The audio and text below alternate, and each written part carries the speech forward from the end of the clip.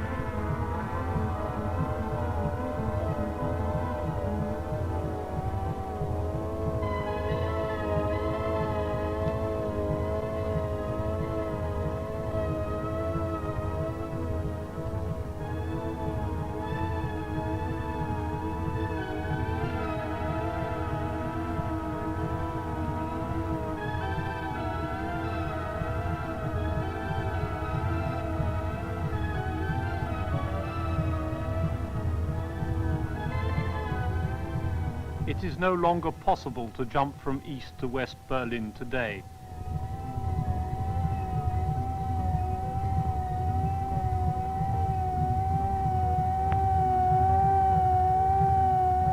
There are still wreaths and crosses along the wall, but they evoke past, not present dramas. We live today in the era of detente. The wall belongs to an earlier period. It is for most an outdated feature of the Cold War. An iron curtain has fallen across Europe. Churchill's famous words to President Truman in 1945 referred to the demarcation line from Lübeck to Trieste, agreed with Stalin, and which still cuts Europe into two ideologically separate halves today. Iron Curtain and Berlin Wall are part of the out-of-fashion vocabulary of the Cold War, and yet the demarcation line and the wall, though largely open to people from the West, still exist as a physical barrier for the millions of people in Eastern Europe. The methods used to stop people getting out of the East vary greatly. Worst are the automatic scatterguns used by the East Germans. Triggered off by tripwires, they spray dum-dum bullets at any would-be escaper. Some 24,000 have been installed along the inter-German frontier.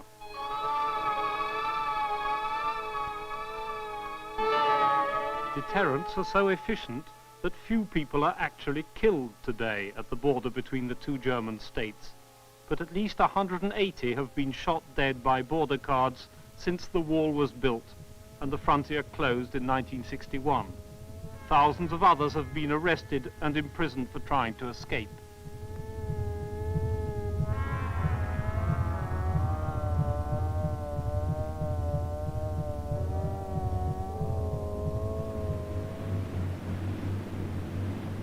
In the north of Germany, the frontier is formed by the river Elbe.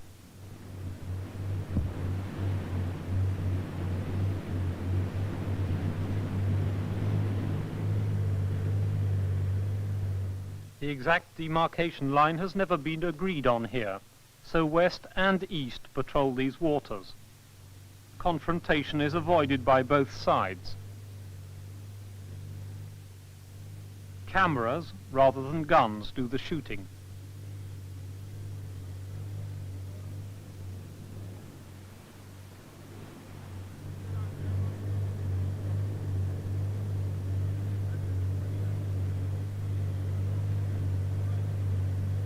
The East Germans rely on a network of watchtowers to guard the frontier. 996 of them stand along the border. one tower every 1,350 meters. They seem incongruous when one sees that the Elbe itself is an international waterway with barges from east and west.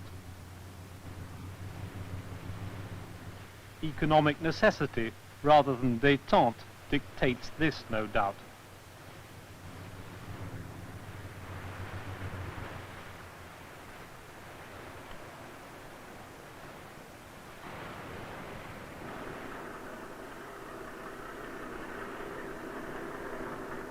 As cooperation increases between East and West, more and more people from the East have to be trusted by the authorities to travel west.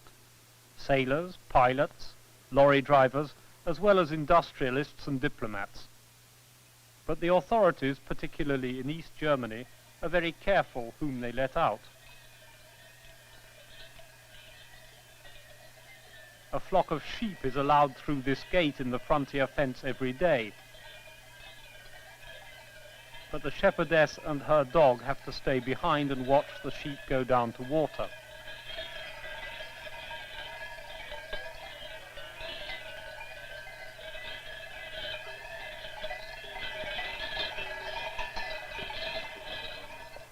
Further south, the demarcation line is marked by posts which trusted East German patrols sometimes come out to repaint.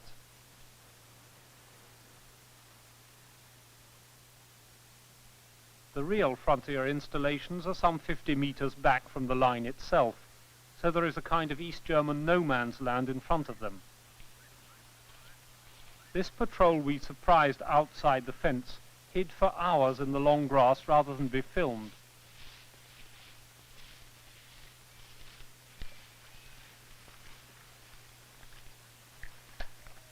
But the game of hide and seek between East and West ended to our advantage when our cameraman found a vantage point to film from.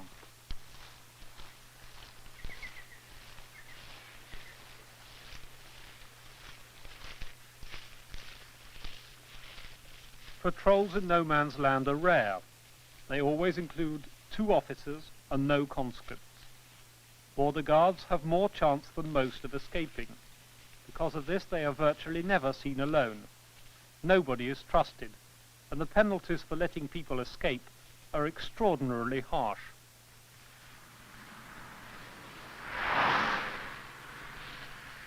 On a road outside the city of Cologne, 3 young cyclists train each day.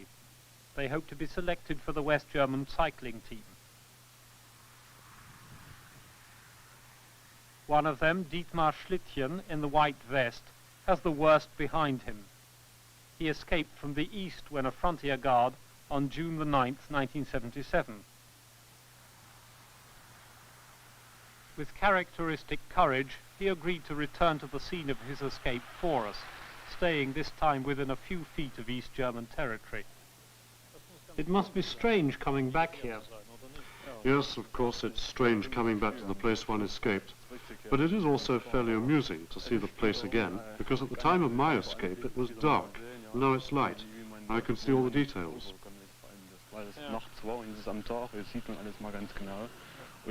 From this side this time. Anyway, it's nicer to look at it from this side, though I'm opposed to this frontier in principle. Is there no danger for you? No, there's no danger for me. They could shoot you. There are too many people here, and I'm well guarded by the federal frontier guards. What would happen otherwise? No, I'm on federal land. I'm a citizen of the Federal Republic. I'm a German. They have no right whatsoever to shoot at me. Do the people up there know you?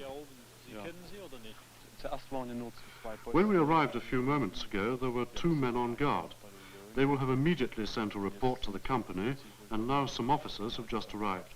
They will observe and take notes. One thing's sure, they've recognized me. This was the best sector for me to try, because there were no mines, and because I could run along beneath the bridge unseen from the watchtower. You were on duty up there, I was there in that tower. and there were 2 of you. Yes. The greatest problem was to find a way to trick my colleague into allowing me to leave the tower. How did you manage it? I told him I had to relieve myself, but I couldn't wait, so he allowed me to go. So I went down to the bridge. Behind it, there are stone steps going down to the river. I continued down to the Vera. I pretended to relieve myself, looked round surreptitiously at my colleague. He was busy on the phone, so I stepped into the water and went onto the bridge. The same would no longer be possible now. No, they've put up a barrier now, and I don't know what exactly. Anyone trying it now would have to step further into the river, whereas I was able to stick close to the wall and the barbed wire, and only got water up to my knees. I came out on this side and then ran along the bridge. That's still GDR territory. Yes, all this land here is East German, but I was out of sight. I couldn't be seen. My colleague could only hear me from the watchtower, so I ran down to that corner at the end of the bridge. That was a crucial moment, because I could be seen again, and he could shoot me. I stopped briefly, turned to see if my colleague hadn't come along the bridge to look for me, and then I crouched down in the grass. How long did all this take? From the watchtower to that corner by the house, about 5 minutes. And how long did you stay here? 10, 15 seconds, I suppose. And then did you run? No, I crawled. The grass was longer at that time, so I crawled over to the house where I knew I was finally safe. Until I got there, I was afraid they would shoot me. Really? Well, it wouldn't have been difficult to kill me and to drag my corpse back to their side. It was night time and there was nobody around. Once safe, Dietmar ran to this house where a light was on. In the 5 longest minutes of his life, he had passed from an East German watchtower to a West German home, from one world to another.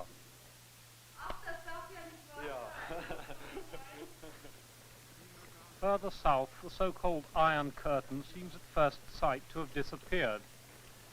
Between Czechoslovakia and Austria, there is not always even a barrier to mark the borderline. This Austrian horse and cart is half in the east and half in the west. The track is international.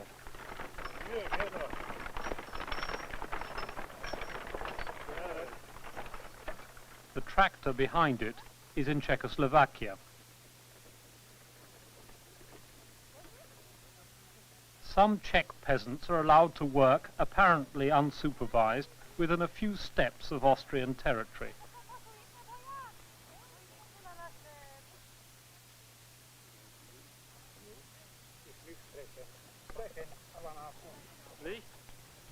Nicht Deutsch sprechen?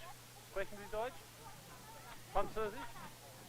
Nicht vorreden, nicht vorreden. Ja, na. Ja. Na, na. Rosi! Hallo!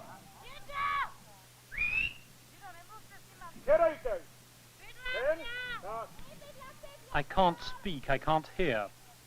Though he had spoken to us first, it was clearly to say that he wasn't allowed to talk.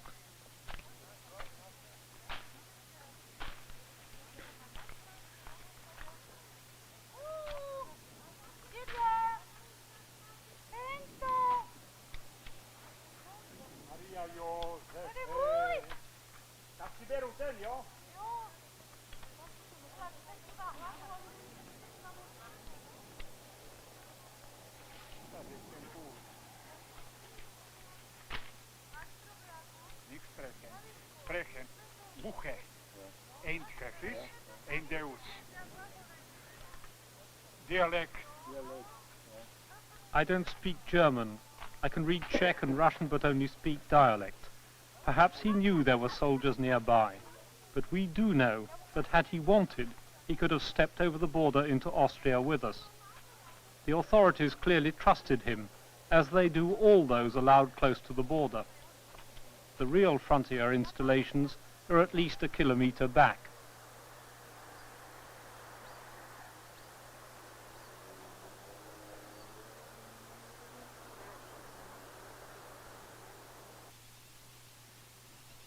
In places it is hard to see the barbed wire along the frontier between Hungary and Austria, but it runs uninterrupted along that border all the same.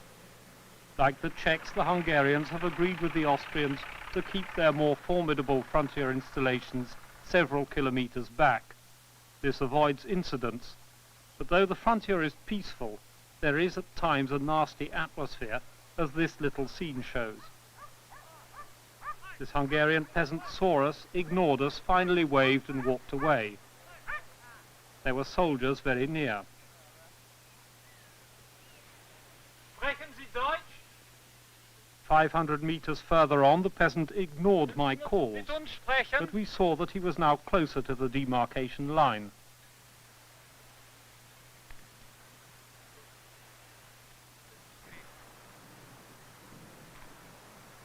Sie sprechen Deutsch?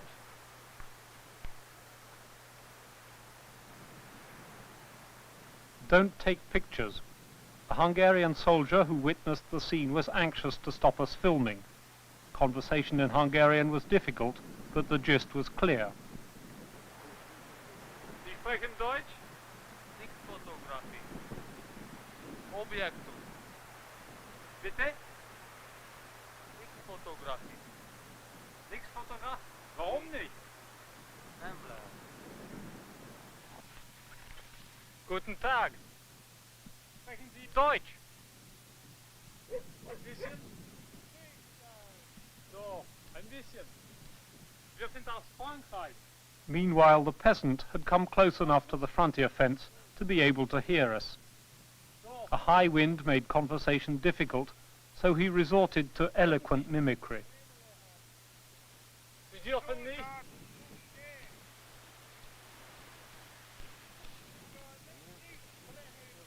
Nicht sprechen.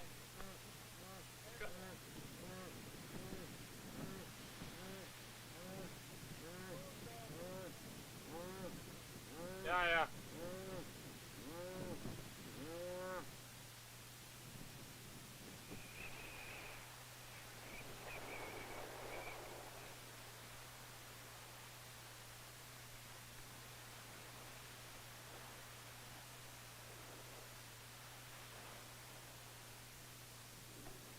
Most refugees from Eastern Europe find themselves first of all in the huge Treiskirchen camp south of Vienna in Austria.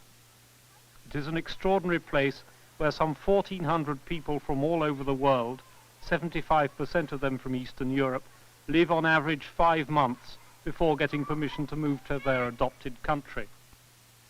Many come out by car with holiday visas, but more and more, usually dissidents, are stripped of their citizenship and given exit visas.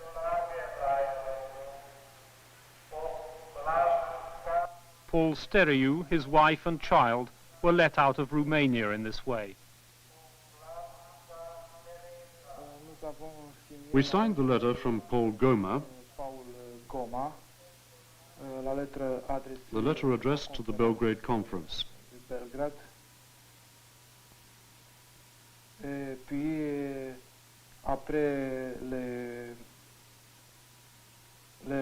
And after 3 months of repression and harassment by the security people and the Romanian police,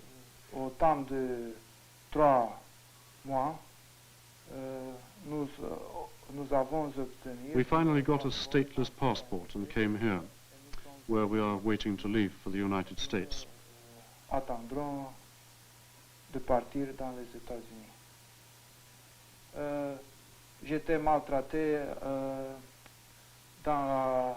was ill-treated in front of my wife and child by 3 people in Bucharest.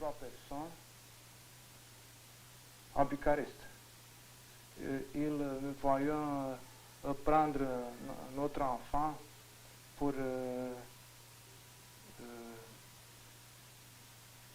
parce que l'État roumain considère que nous ne sommes capables. They took our child away because the Romanian state considers we're not capable. You are not capable of being parents? Yes, that's it. You had already been in trouble. Yes, I had crossed the frontier with my wife on the Black Sea, which we tried to cross in a rubber box to Turkey. la mer est très agitée, la boîte C'est retourné. But the sea was very rough, and the boat capsized in the Black Sea, and we... You found yourselves in Bulgaria. Yes, in Bulgaria. We were arrested and immediately escorted back to Romania, where I was condemned to 3 years in prison for illegally passing the frontier, and my wife 2 years. 3 ans pour passer de frontière illégale et ma femme 2 ans. But Steriou's story should not hide the fact that the era of detente has brought with it great benefits for many in socialist countries, in particular in Hungary, which was the only socialist country to allow us to film on her territory. Though cars are searched and waiting can be long, one can see that people from all East European countries, except East Germany, cross into the West here.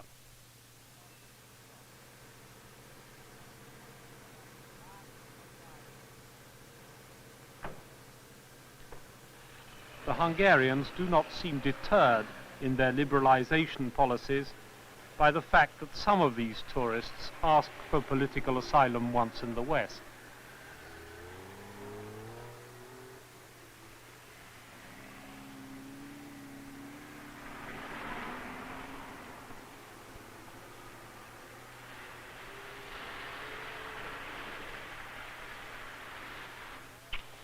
Even between the German states, things are better than they were. West Germans and West Berliners can visit the East quite easily. The same applies to old and handicapped people from the East wanting to visit the West. New agreements have been signed. Traffic on the transit motorways across East Germany to West Berlin is easier. And all would be well were it not for the fact that young people, anybody in fact with a useful life in front of him, cannot leave East Germany legally.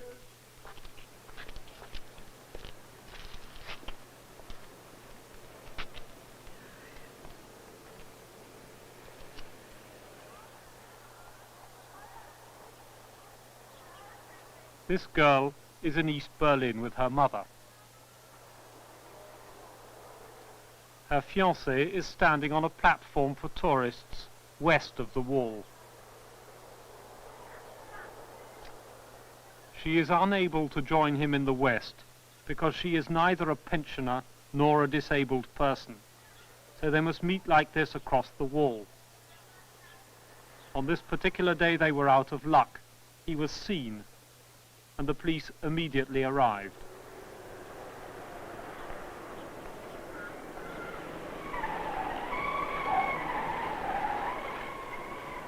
They failed to identify the girl whose only crime it was to have waved to her fiancé in the West.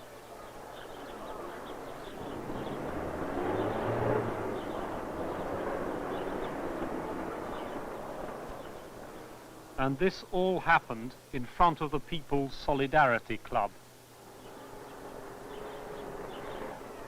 No picture of detente would be complete without the example of Finland, which has 1,200 kilometers of common frontier with the Soviet Union.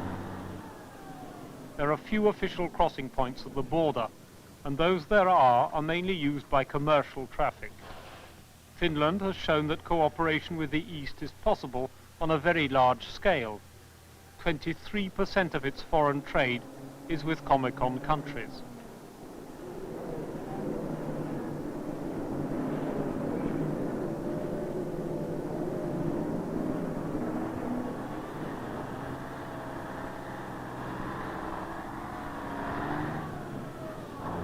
Economic cooperation, often born of necessity, has spearheaded detente both here and elsewhere in Europe. But the Finns have gone further than any other capitalist country, no doubt because their geographical position gives them little option.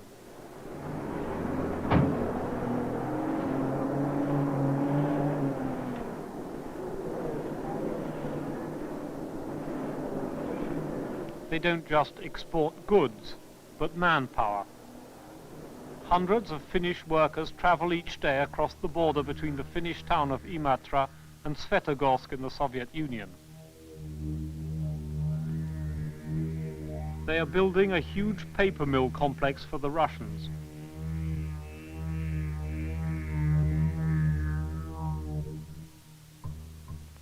President Kekkonen recently suggested that as many as 80,000 Finns are now engaged directly or indirectly on contracts for the Soviet Union.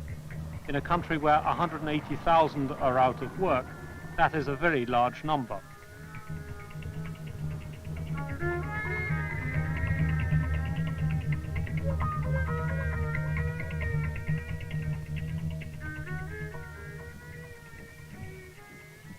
The workers require no passports. Each has a three-part identity card. One part is left with the Finnish border guards, one is given to the Soviet border guards 100 meters further on, and the worker keeps the third whilst on Soviet territory. Controls are strict and filming of the Soviet side is forbidden by the Finns. Helsinki bends over backwards to make sure that the Soviet authorities have nothing to complain about. But in Finnish eyes, that kind of apparently excessive politeness is a necessary part of detente.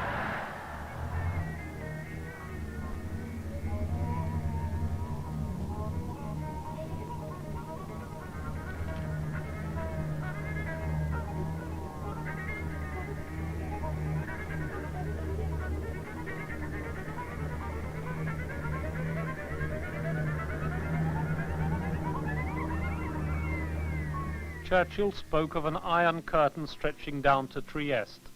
This is no longer the case. The barbed wire ends at the triangle formed by the meeting of Hungary, Austria and Yugoslavia. Or rather, instead of continuing to Trieste between Austria and communist Yugoslavia, it continues eastwards and separates Hungary and Bulgaria from Yugoslavia, which is therefore today in no sense behind an iron curtain.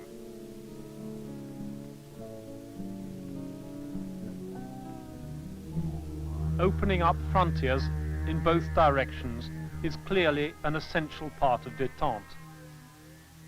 Yugoslavia and Finland, and to a lesser extent Hungary, have shown this. But East Germany, whilst encouraging West Germans to come eastwards, has done all she can to close her frontier more hermetically than ever to her own citizens.